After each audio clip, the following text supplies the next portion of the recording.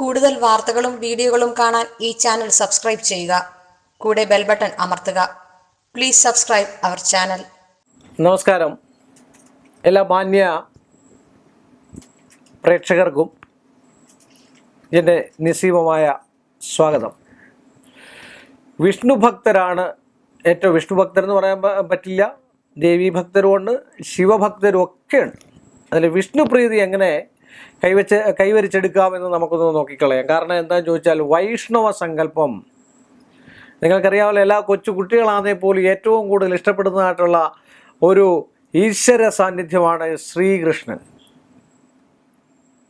എത്രയോ കവികൾ ശ്രീകൃഷ്ണനിൽ, ഹിന്ദിയിലൊക്കെയുള്ള എത്രയോ കവികൾ ശ്രീകൃഷ്ണനിൽ ലയിച്ചു ചേർന്നിരിക്കുന്നതായിട്ടുള്ള ഒരു അവസ്ഥാന്തരം കാണുന്നുണ്ട്. ആ ശ്രീകൃഷ്ണൻ്റെ അല്ലെങ്കിൽ മഹാവിഷ്ണുവിൻ്റെ അംശാവതാരമായിരിക്കുന്ന ശ്രീകൃഷ്ണന് നമുക്ക് സായുജ്യമുണ്ടാകാൻ ഏറ്റവും ഉത്തമമായിട്ടുള്ള കർമ്മമാണ് വിഷ്ണു പൂജ. അരിപ്പൊടി കൊണ്ടും മഞ്ഞൾപ്പൊടി കൊണ്ടും പത്മമിട്ട് എല്ലാ വീടുകളിലും വിഷ്ണു പ്രീതിയാണ്. സർവേശ്വരകാരൻ, ജ്യോതിഷത്തിൽ പറയുന്ന സർവേശ്വരകാരൻ അല്ലേ. നിങ്ങൾ എൻ്റെ അടുക്കൽ ജ്യോതിഷം നോക്കാൻ വന്നാൽ ആദ്യം നമ്മൾ നോക്കുന്നേ ഈശ്വരാധീനം ഉണ്ടോന്നാ. അപ്പം ദൈവാനുകൂല്യം പ്രതികൂലതാവാം. ദൈവാധീനം പ്രതികൂലമായി പോയാലോ വിചാരസത്യം പ്രതികൂലമാവും. നമ്മൾ വിചാരിക്കുന്ന നാട്ടിലെ കാര്യങ്ങൾ സാധിക്കത്തില്ല. എന്തൊക്കെ മോശങ്ങൾ കാണിച്ചെന്ന് പറഞ്ഞാൽ ഈശ്വരാധീനം എന്നൊരു കാര്യം നമ്മുടെ കൈവശം ഉണ്ടാകണം. ഒരുപാട് പ്രശസ്തരായിട്ടുള്ള രാഷ്ട്രീയക്കാർ, സിനിമാക്കാർ, കവികൾ, എത്രയോ ആൾക്കാർ ഒരു മണിക്കൂറെങ്കിലും പൂജാമുറിയിൽ കയറിയിട്ട് ഇറങ്ങുന്ന നല്ല ആൾക്കാരുമുണ്ട്, കള്ളന്മാരുമുണ്ട്, ഒക്കെ ഉണ്ട്. ഭഗവാനെ സായുജ്യപ്പെടുത്തുന്നതായിട്ട് ആൾക്കാർ, ഭഗവാൻ ശ്രീകൃഷ്ണനെ, ഗുരുവായൂരപ്പനെ, ശ്രീപത്മനാഭനെ, ആറന്മുള ഭഗവാനെ, ഇങ്ങനെയൊക്കെയുള്ള ഒരു ഏവൂരപ്പനെ, ഇവരെയൊക്കെ പ്രീതിപ്പെടുത്തുന്ന ഒരുപാട് ജനങ്ങളാണ്. അവർക്കൊക്കെ ഏറ്റവും നല്ലതായിട്ടുള്ള ഒരു കർമ്മമാണ് വീട്ടിൽ വെച്ച് വിഷ്ണു പൂജ. അവരുടെ അതാത് നാളിൽ വരുന്ന പക്കപ്പിറന്നാളിൽ വരുന്ന ദിവസം വിഷ്ണുവിൻ്റെ പാൽപ്പായസ സഹിതം വെള്ളനിവേദ്യം എല്ലാം കൊടുത്ത് സഹസ്രനാമ പുഷ്പാഞ്ജലിയും കഴിപ്പിച്ച്, വിഷ്ണു സഹസ്രനാമ പുഷ്പാഞ്ജലിയും ഒന്ന് കഴിപ്പിച്ച് നോക്കൂ. ആ വീടിനെന്നും ഈശ്വരാധീനം തെളിഞ്ഞുകൊണ്ടേയിരിക്കും. മറ്റ് ഗ്രഹങ്ങളെക്കാളിലൊക്കെ ചൈതന്യം തരുന്ന ഒരു ഗ്രഹമാണ് വ്യാഴം എന്ന് പറയുന്നത്. ആ വ്യാഴം പറഞ്ഞാൽ പിന്നെ പ്രശ്നം പോലും പറയാൻ പാടില്ല. ആരൂഢം തടുത്തു കഴിഞ്ഞാൽ പിന്നെ പ്രശ്നം പറയാൻ പാടില്ല. വൈഷ്ണവ സങ്കേതത്തിൽ എന്തെങ്കിലും പരിഹാരങ്ങൾ ചെയ്തതിന് ശേഷം പിന്നീട് കവടി വയ്ക്കുക എന്നാണ് പറയുന്നത്. പല ആൾക്കാരും എൻ്റെ അടുക്കൽ വന്നിട്ട് കവടി വെച്ച് നോക്കിയതിന് ശേഷം ആരൂഢം തടുത്തു കഴിഞ്ഞാൽ അതിന് കാരണം കണ്ടുപിടിച്ചു കൊടുക്കണമെന്ന്. എന്തുകൊണ്ട് ആരൂഢം തടുത്തു, അല്ലെ ആരൂഢം മറഞ്ഞു. അപ്പോൾ നമ്മൾ 6, 8, 12 ഭാവങ്ങളിൽ എന്താണ് ഉദയം കൊണ്ടും ആരൂഢം കൊണ്ടുമാണ് നമ്മൾ ആരൂഢം തടുത്തോ ഇല്ലയോ നമ്മൾ പറയുന്നത്. അപ്പോൾ ആദ്യം കഴിക്കേണ്ടിയ വിഷ്ണു പ്രീതിയെ, മഹാവിഷ്ണുവിനെയാണ് പ്രസാദിപ്പിക്കേണ്ടിയേ, എങ്കിലേ കവടി തെളിയൂ. അപ്പോൾ അതിനുള്ള കാരണം കണ്ടുപിടിച്ച് ഇന്ന കാര്യങ്ങളൊക്കെ ഉണ്ട്, ദോഷങ്ങളൊക്കെ ഉണ്ട്, ദുരിതങ്ങളൊക്കെ ഉണ്ട്, ഇതൊക്കെ നമ്മൾ എങ്ങനെ വിഷ്ണു സങ്കല്പത്തിൽ ഇന്ന ക്ഷേത്രങ്ങൾ ഇന്ന വഴിപാടൊക്കെ കഴിച്ചിട്ട് വന്നു കഴിഞ്ഞ് ശുദ്ധമായിട്ട് കവടി വെച്ച് നോക്കിയാൽ അത് തെളിയുകയും, പിന്നെ വന്നിരിക്കുന്നതായിട്ടുള്ള വിഷയങ്ങൾക്ക് ഏറ്റവും പ്രാധാന്യം അറിയിക്കുന്ന വിഷയമാണിപ്പോൾ ശത്രുതാ ദോഷങ്ങൾ, നീചക്കാളി, ഭ്രമദുർഗ, അഥർവണഭദ്ര, ശൈവ ശക്തയ വൈഷ്ണവമായിട്ടുള്ള ചില ദുരിതങ്ങൾ നമുക്ക് കേൾക്കും.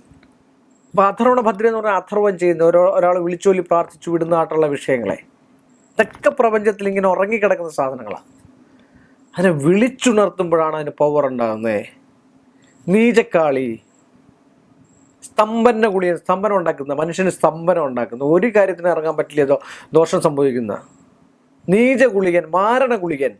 ഈ മാരണ ഗുളികൻ ഇത്യാദിയൊക്കെയുള്ള ദുഷ്കർമ്മത്തിലൂടെ വിട്ടു കഴിയുമ്പോഴാണ് നമ്മൾക്ക് മരിക്കണം എന്നുള്ള തോന്നലും മറ്റു കാര്യങ്ങളൊക്കെ ഉണ്ടാകുന്നത്. അതിനാണ് നമ്മൾ പരിഹാരം ചെയ്യണം. ഇതൊക്കെ ഏറ്റവും കൂടുതൽ അടുക്കുന്ന എവിടെയാണ്? കുരുതിക്കളം. അത് ഒരുപാട് കുരുതികളുണ്ട്. കുരുതി എന്ന് പറഞ്ഞാൽ എല്ലാവരും വിചാരിക്കുന്ന ദുഷ്കർമ്മമാണെന്ന്, ഒരിക്കലുമല്ല. നിവേദ്യമാണ്. ഭഗവതിക്ക് കൊടുക്കുന്ന, ഭദ്രയ്ക്ക് കൊടുക്കുന്ന, അതിൻ്റെ യോഗിനികൾക്ക് കൊടുക്കുന്ന നിവേദ്യമാണ്. അങ്ങനൊക്കെ വിഷ്ണു പൂജയും ഭഗവതീ സങ്കല്പത്തിൽ ഭഗവത് സേവയും നടത്തി ദുഷിച്ച കർമ്മങ്ങളെയൊക്കെ അല്ലെങ്കിൽ കുരുതി കാണാൻ പാടില്ലെന്നാണ്. തിരിഞ്ഞു പോലും നോക്കില്ല, ചെയ്യുന്ന കർമ്മി പോലും തിരിഞ്ഞു നോക്കാതാണ് തിരിച്ചു വരുന്നത്. പലരും എന്നോട് ചോദിക്കും, കുരുതി കാണിക്കില്ലേ? എന്തുകൊണ്ട്? കണ്ടിട്ട് പോയിക്കോളൂ. തിക്താനുഭവം ഉണ്ടാകും. കുരുതി കാണാൻ പാടില്ല.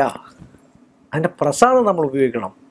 അതുപോലെ വിഷ്ണു പൂജ നടത്തി ഭഗവതി സേവയോ അല്ലെങ്കിൽ കുരുതികളോ ഒക്കെ നടത്തി അങ്ങോട്ടുള്ള നെഗറ്റീവ്, ഇപ്പം അങ്ങനെ പറഞ്ഞാലേ അറിയത്തുള്ളൂ, ഇംഗ്ലീഷിൽ പറയണ നെഗറ്റീവ് എന്ന്, അത് പറയുമ്പോൾ ആൾക്കാർക്ക് മനസ്സിലാവും. അല്ലെ അഥർവണഭദ്രയെന്നോ ഭ്രമദുർഗയെന്നോ കലക്കചാമുണ്ടെന്നോ എന്ത് കാലത്ത് പറഞ്ഞു കഴിഞ്ഞാൽ എന്താണെന്ന് അറിയത്തില്ല. പിന്നെ പറഞ്ഞു പോലെ ഭ്രമം ഉണ്ടാക്കുന്ന സാധനം ഭ്രമദുർഗ, നീചം ഉണ്ടാക്കുന്ന നീചക്കാളി, ഇങ്ങനെ നമ്മൾ പറഞ്ഞ് വിശദീകരിച്ചു കൊടുക്കണം. അപ്പം അങ്ങനെ ഇത്യാദികളെ കുരുതി കഴിച്ചങ്ങോട്ട് കളഞ്ഞു കണ്ട് സുഹൃതം അങ്ങോട്ട് ചെയ്തു കഴിഞ്ഞാൽ ആ കുടുംബത്തിൽ ഐശ്വര്യമുണ്ട്. ഏത് തടസ്സങ്ങളുണ്ട്, വിവാഹമാണ്, എല്ലാത്തിനും ചെയ്യാവുന്ന ഒരു പ്രക്രിയയാണ് കുരുതി എന്ന് പറയുന്നത്. അതുകൊണ്ടാണ് ഏറ്റവും കൂടുതൽ ക്ഷിപ്രപ്രസാദം ഉണ്ടാകുന്നത്, ക്ഷിപ്രഫലം ഉണ്ടാകുന്നത്, ക്ഷിപ്ര ചൈതന്യം ഉണ്ടാകുന്നതായിട്ടുള്ള ഒരു സംഭവം. അതുകൊണ്ടാണ് വൈഷ്ണവ് വിഷ്ണുവിനെയും പ്രസാദിപ്പിച്ച് ഇങ്ങനെയുള്ള ദുരിതങ്ങളൊക്കെ അകറ്റിക്കേണ്ട കൊച്ചു കുട്ടികൾ പോലും കൃഷ്ണനെയാണ് ഏറ്റവും കൂടുതൽ പ്രസാദിപ്പിക്കുന്നത്. അപ്പം വിഷ്ണു പ്രീതിയും ദുരിതങ്ങളോട് അകന്നു കഴിഞ്ഞാൽ എന്തായിരിക്കും ഫലം? മനുഷ്യർക്ക് ഐശ്വര്യവും സമ്പൽ സമൃദ്ധിയും അവരവർ ചെയ്യുന്ന കർമ്മത്തിനും തൊഴിലിനും ഒക്കെ ഒരുപാട് ഒരുപാട് ഒരുപാട് മാറ്റം, വിവാഹ തടസ്സങ്ങൾക്ക് എല്ലാം മാറ്റം ഉണ്ടാകുന്ന സംഭവമാണ് ഈ ഒരു പ്രക്രിയ. അതുകൊണ്ട് വിഷ്ണു പ്രീതി എല്ലാവരും വരുത്തിയിരിക്കണം. വിഷ്ണു വച്ച ദൈവാനുകൂല്യം ഉണ്ടായിക്കഴിഞ്ഞാൽ ഏതൊക്കെ കാര്യങ്ങളുണ്ടെങ്കിലും നമുക്ക് തൻ്റെ ഇടപൂർവ്വം അതിനെ എന്താ പറയുക നേരിടാൻ നമുക്ക് സാധിക്കുമെന്നാണ് ആചാര്യന്മാർ പറയുന്നത്. അതുകൊണ്ട് ഇത്രയൊക്കെ ചെയ്ത് കണ്ടാൽ നന്മയുണ്ടാകട്ടെ എന്ന് പ്രാർത്ഥിച്ചുകൊണ്ട് ഈ ഒരു എപ്പിസോഡ് ഞാനിവിടെ വൈൻഡപ്പ് ചെയ്യുന്നു. മറ്റൊരു വിഷയമായി നമ്മൾ കാണുന്നത് വരെ എല്ലാ മാന്യ പ്രേക്ഷകർക്കും നിസ്സീമമായ നന്ദിയും കടപ്പാടും. കൂടുതൽ വാർത്തകളും വീഡിയോകളും കാണാൻ ഈ ചാനൽ സബ്സ്ക്രൈബ് ചെയ്യുക. കൂടെ ബെൽ ബട്ടൺ അമർത്തുക. Please subscribe our channel.